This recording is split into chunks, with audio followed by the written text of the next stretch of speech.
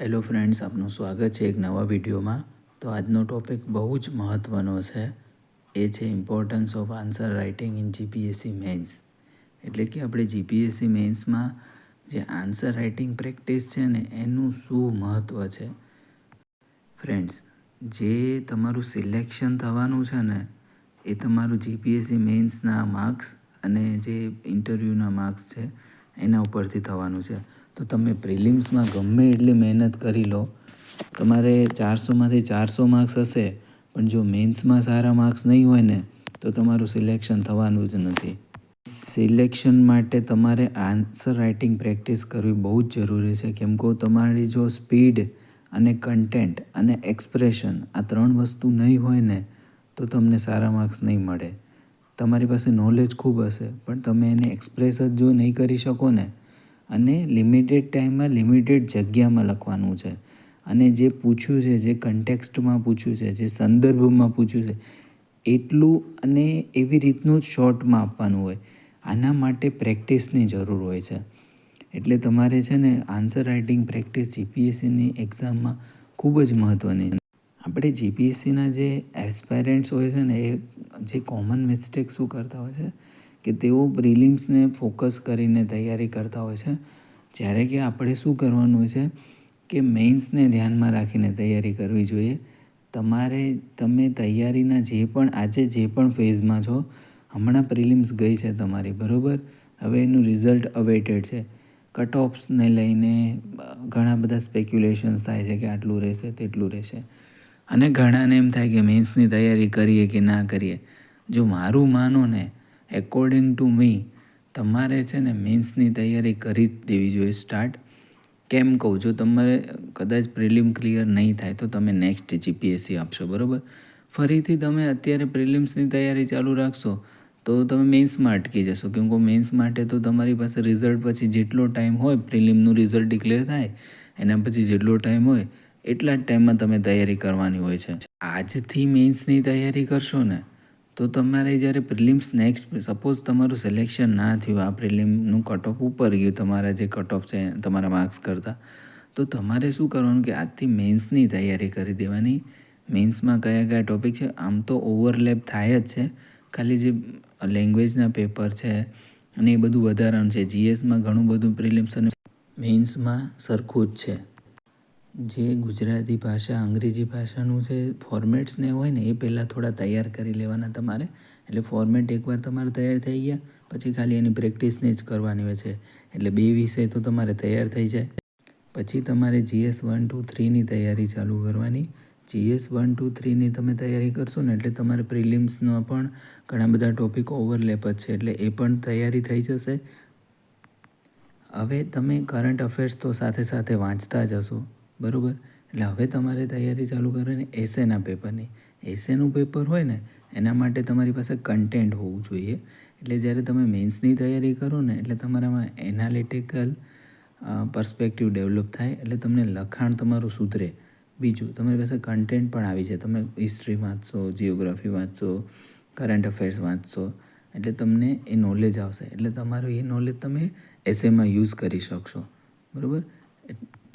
મિત્રો, વિડીયો થોડો લાંબો થશે પણ તમે અંત સુધી એને સાંભળજો.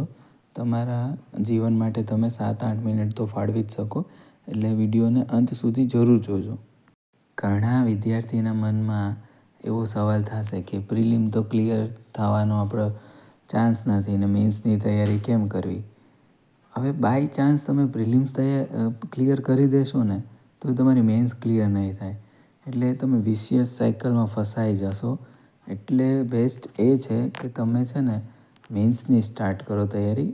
એટલે બંને કમ્બાઈન જ થઈ ગઈ. તમે મેન્સની સ્ટાર્ટ કરશો ને એટલે તમારી પ્રિલિમ્સની ઓટોમેટિક તૈયારી થઈ જશે.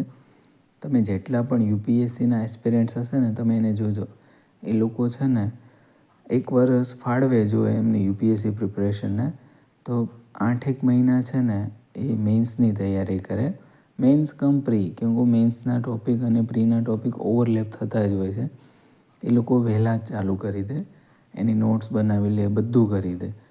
અને પછી જે છેલ્લા 3-4 મહિના હોય ને જ્યારે યુપીએસસી પ્રિલિમ્સ આવવાની હોય ત્યારે એ લોકો પ્રિલિમ સ્પેસિફિક તૈયારી કરતા હોય છે, મોક પેપર આપતા હોય છે, જે એમનું કરંટ અફેર્સ હોય એ બધું રિવાઇઝ કરતા હોય છે અને મેન્સને થોડાક સાઈડમાં મૂકી દે છે અને પ્રિલિમ ઉપર ફોકસ કરે છે.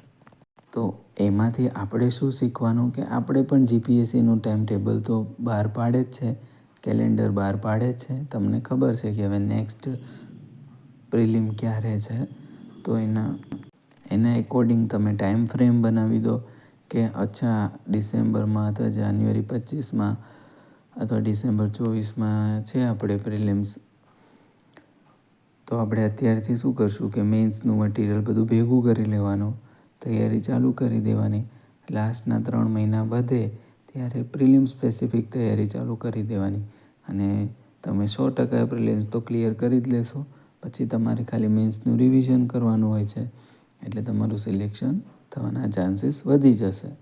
આપણે ઘણાને જોતા હોય છે કે ઘણા વર્ષોથી તૈયારી કરતા હોય છે પણ એકેય એક્ઝામ ક્લિયર નથી કરતા. એક્ઝામ જ્યારે ક્લિયર કરવી હોય ને તો તમારી પાસે એક રણનીતિ હોવી જોઈએ, સ્ટ્રેટેજી હોવી જોઈએ. જો સ્ટ્રેટેજી વગર કામ કરશો ને તો ક્યારેય પાસ નહીં થાવ. તમે નકરું વાંચ્યા જ જશો સિલેબસને A to Z વાંચી નાખશો, પણ તમારે સિલેક્શન તમારું મેન્સના બેઝ ઉપર થવાનું છે. તો તમે લખવાની જ પ્રેક્ટિસ નહીં કરો, જે મેઇન તમારે બેટલ લડવાની છે એ તો મેન્સમાં છે, તો તમારે લખાણની પ્રેક્ટિસ ખૂબ જરૂરી છે. ઘણાને એમ થાય આજે ચાલુ કરીશ, કાલે ચાલુ કરીશ, મારી પાસે ક્યાં હજી કન્ટેન્ટ છે, હું ક્યાં સારો આન્સર હમણાં લખી શકીશ, હું ક્યાં સારો એસે લખવાનો છું. તો એવું નહીં વિચારવાનું, કેમ કે તમે શરૂઆત જ નહીં કરો ને તો તમે ક્યારેય ફાઇનલ ડેસ્ટિનેશન સુધી નહીં પહોંચી શકો. એટલે તમારે છે ને વાંચી લેવાનું જે સિલેબસ છે, પહેલાં એના નોટ્સ બનાવી લેવાના, પછી ધીરે ધીરે રાઇટિંગ પ્રેક્ટિસ ચાલુ કરવાની. પણ તમે જો મેન્સની પ્રિપરેશન જ સ્ટાર્ટ નહીં કરો, તમે ગુજરાતી ભાષા, અંગ્રેજી ભાષાના સિલેબસ નથી જોતા, ઘણા તો મેન્સનો સિલેબસ શું છે એ જ નથી જોતા. એટલે એ પહેલાં તમે જોઈ લો. એમાં તમને ઘણા બધા ટૉપિક એવા હશે, ગ્રામર છે, આ છે, તે છે, એને ઘણા તમારે પ્રેક્ટિસ કરવાની જરૂર હશે. એ તમે શીખી લો. ઘણા શું કે ગ્રેજ્યુએશન ઇંગ્લિશ મીડિયમમાંથી હોય તો ગુજરાતી ભાષાનો ટચ જ જતો રહ્યો હોય છે, તો આપણને ગુજરાતી ભાષામાં જ ગોથા ખાતા હોય છે. તો પહેલાં તો તમારે વ્યાકરણ ને ગુજરાતી ભાષા ઉપર પકડ મેળવીને એ બધું એમાં તમને થોડી કઠિનાઈ આવશે. તો એ બધું પ્રિલિમ પાસ કર્યા પછી તમારી પાસે ટાઈમ નહીં હોય, એ આજથી ન સ્ટાર્ટ કરવું પડશે. આજે તમારી પાસે ઇનફ ટાઈમ હશે, એટલે એને ટાઈમ વેસ્ટ કર્યા વગર મેન્સની પ્રિપરેશનમાં આપો અને લાસ્ટના જે 3-4 મહિના હોય એ સ્પેસિફિક પ્રિલિમમાં આપો. તમારું 100% સિલેક્શન થવાના ચાન્સીસ વધી જશે. જીપીએસસીની તૈયારીમાં આપણે ખાલી કિનારે બેસીને છબછબિયા નથી કરવાના, આપણે મરજીવાની જેમ અંદર ઉતરવાનું છે, તળિયે જઈને મોતી બહાર કાઢવાનું છે. એટલે એટલી મહેનત કરવાની જરૂર છે. હાર્ડવર્કની સાથે સ્માર્ટ વર્ક પણ કરવાનું છે. તમારે ખાલી વાંચ નથી કરવાનું કે ચલો આ પણ વાંચી લો, પેલું પણ વાંચી લો. એવી રીતે વાંચવો એટલે તમને છે ને ખાલી તમે પ્રિલિમ માટે તૈયાર થાઓ કે MCQ ટાઈપના ક્વેશ્ચન તમે સોલ્વ કરી શકો.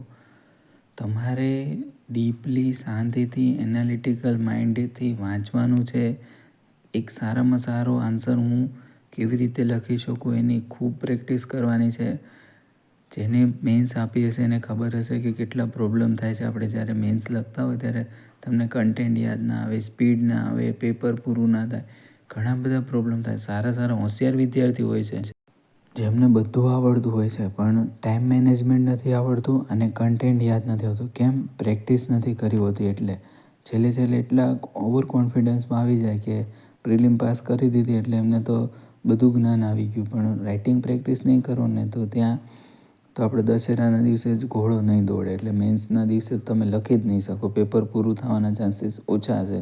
કેમ કે તમારે વાંચવાનું હોય, સમજવાનું હોય અને પછી લખવાનું હોય છે. એટલે ઘણી પ્રેક્ટિસ માંગે. પ્રેક્ટિસ આજથી જ આપણે સ્ટાર્ટ કરવાની છે. અને તમે પ્રિલિમ આપી દીધી ને એટલે તમે આન્સર કી આવી જાય, તમારે જોઈ લેવાનું. એટલે હવે પૂછ નહીં કરવાનું બધાને કે કેટલું કટ ઓફ રહેશે, ક્યાં રહેશે. તમે તમારી રીતે જ એનાલિસિસ કરી લો કે આટલા માર્ક્સ હોય, અને હું તો કહું છું હોય કે ના હોય, ગમે એટલા માર્ક્સ હોય તમારે, મેન્સની તૈયારી આપણે ચાલુ કરી જ દેવાની છે, કે નેક્સ્ટ પ્રિલિમ્સને આવવામાં ઘણી બધી વાર છે. એટલે તૈયારી મેન્સની ચાલુ કરવામાં કાંઈ ખોટું નથી. હોઈ શકે કે તમારે બીજી કોઈ ક્લાર્કની કે ડીવાયએસઓની કે કોઈ પણ બીજી એક્ઝામ આવવાની હોય, તો એના માટે તમારે તૈયારી કરવાની હોય એવું બની શકે છે. પણ જ્યારે તમે ક્લાસ 1-2 અધિકારી બનવાનું સપનું જોયું હોય ને, તો તમારે એના ઉપર વધારે ફોકસ કરવાનું. પેલી એક્ઝામ પર આપવાનું ફોકસ, પણ તમે આની એકવાર તૈયારી કરી લો સારી રીતે. પછી જ્યારે પેલી એક્ઝામ આવવાની હોય પ્રિલિમ્સ કે આ તે, તો એના ઉપર પણ ધ્યાન આપજો, પણ આના ઉપર વધુ ધ્યાન આપજો. મિત્રો, વિડીયો થોડો લાંબો થઈ ગયો છે એના માટે સોરી, પણ આ ટૉપિક જ એવો છે જેનું મહત્ત્વ સમજાવવું ખૂબ જરૂરી હતું. તો લાસ્ટમાં એક જ રિક્વેસ્ટ છે કે તમે ચેનલને સબસ્ક્રાઈબ કરી દો, જે ફ્રી હોય છે, અને નોલેજ તમને આ ચેનલ પર અનલિમિટેડ મળશે. અને એક લાઇક અને શેર જરૂર કરજો.